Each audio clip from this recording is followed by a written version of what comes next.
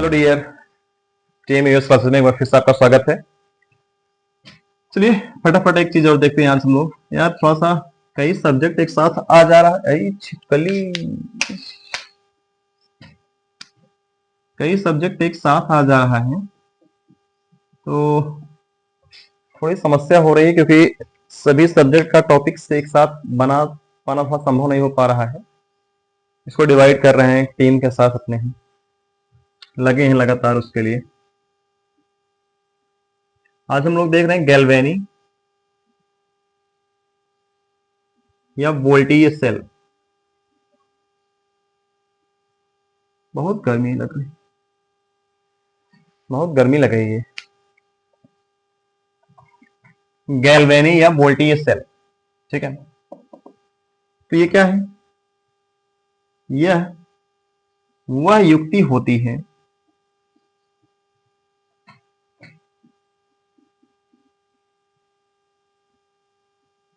यह वह युक्ति होती है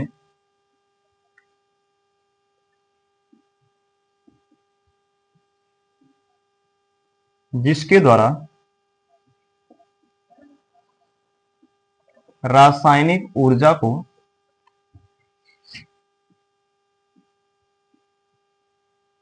विद्युत ऊर्जा में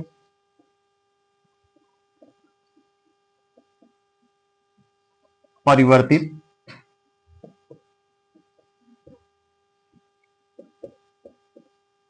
किया जाता है। तो वैसे यार बड़ा पसीना फेंकना पड़ता है सब काम करने के लिए, आसान नहीं होता है। थोड़ा सा आप भी सहयोग करते रहें, पसीना तो सूख जाएगा, आपका सपोर्ट निरंतर बना रहेगा। यह वह डिवाइस होती है, ऐसी युक्ति होती है जिसके द्वारा रासायनिक ऊर्जा को विद्युत ऊर्जा में परिवर्तित किया जाता है, ठीक है। इसके लिए एक सेल बनता है, आइए हम लोग सेल बनाते हैं उसको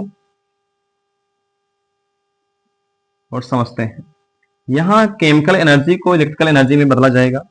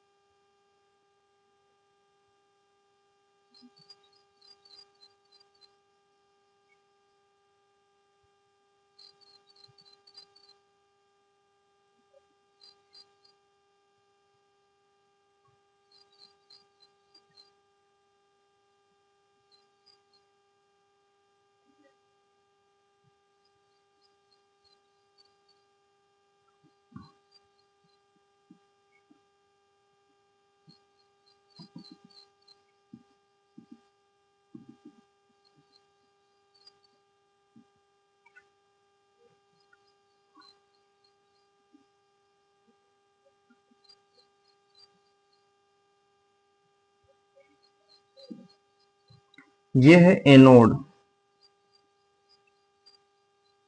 एनोड इलेक्ट्रोड। एनोड इलेक्ट्रोड किसका बना होता है? जिंक धातु का, क्योंकि जो बनाया गया है सेल जिंक धातु और कॉपर धातु को लेकर के, तो इसलिए हम भी वही समझेंगे। जिंक धातु का एनोड बना है, जिसपे कौन सी प्रोसेस हो रही है? ऑक्सीकरण। इस पे कौन सी प्रक्रिया होती है? ऑक्सीकरण होती है। अब बच्चे ऑक्सीकरण क्या होता है ये तो आप समझे ही होंगे कि किसी भी परमाणु के द्वारा इलेक्ट्रॉन का जो त्याग किया जाता है उसको हम ऑक्सीकरण कहते हैं। ये है कैथोड इलेक्ट्रोड और ये कॉपर धातु से बनी है, और इस पे कौन सी प्रोसेस होती है? अपचयन। और इसमें एक सोल्यूशन, साल्ट सोल्यूशन इलेक्ट्रोलाइट भरा गया है जिंक सल्फेट का, और यहां भरा गया है कॉपर सल्फेट का। ठीक है, ये है साल्ट ब्रिज, साल्ट ब्रिज है लवण सेतु, और ये है तार, ये है वोल्ट मीटर,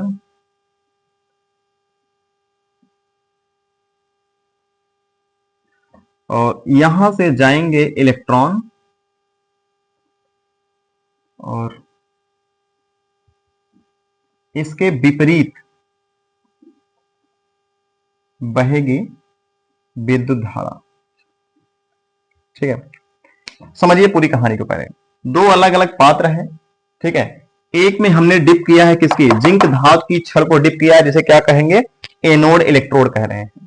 और किस में डिप किया है, जिंक सल्फेट, जिस धातु की छड़ को डिप कर रहे हैं उसी का एक लवण का विलयन ले रखे हैं।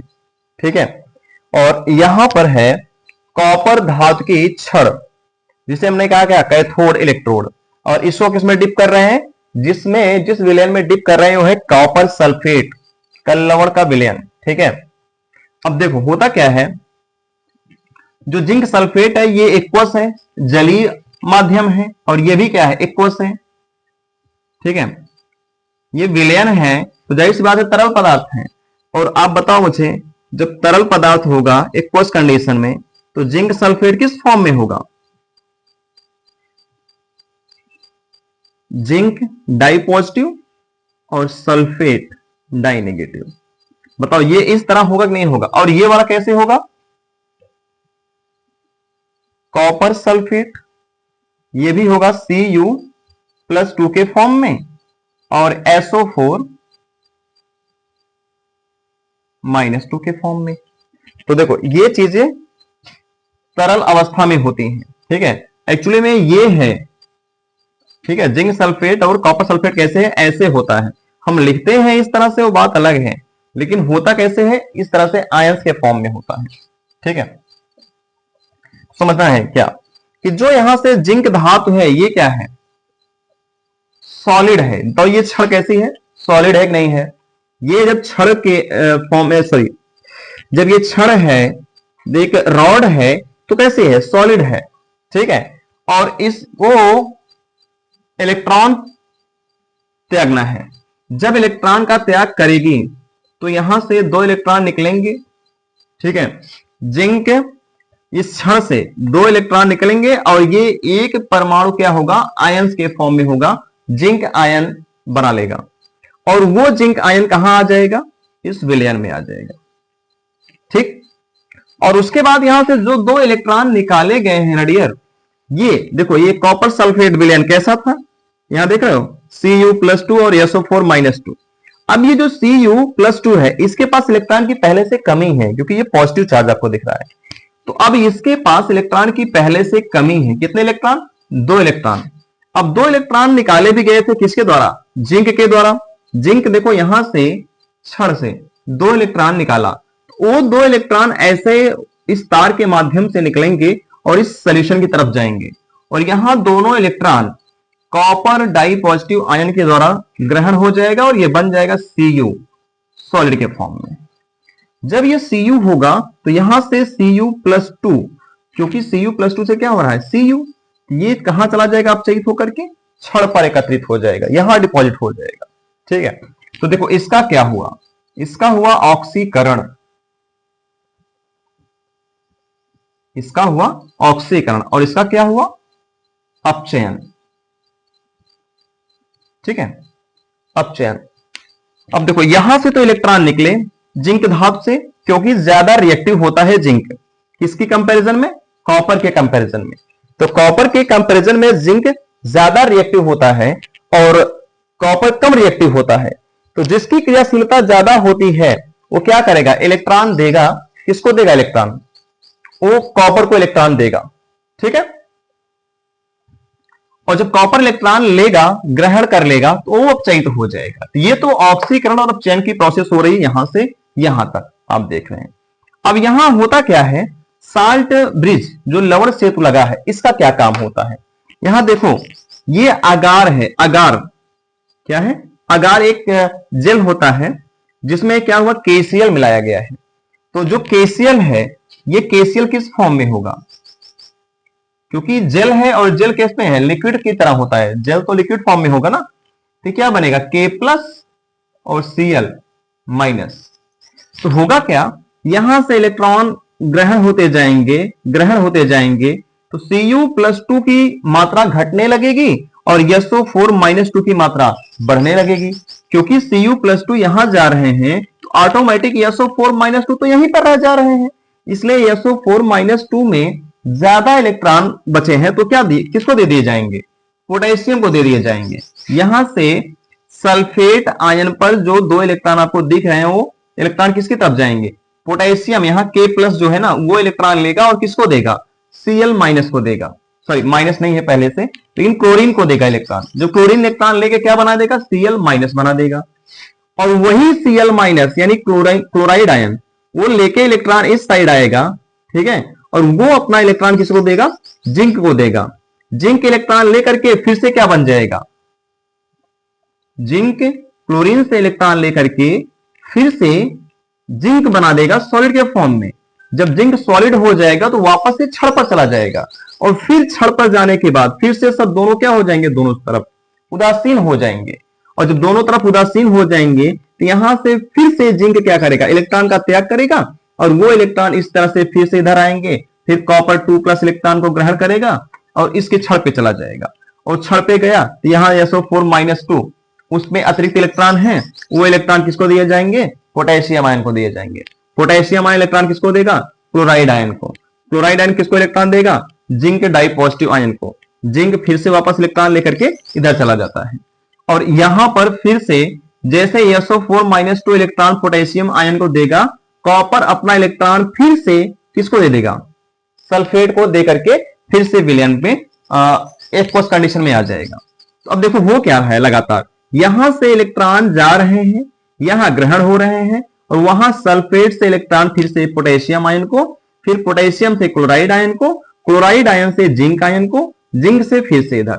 मतलब इधर ये है एक्सटर्नल सर्किट और ये है इंटरनल सर्किट।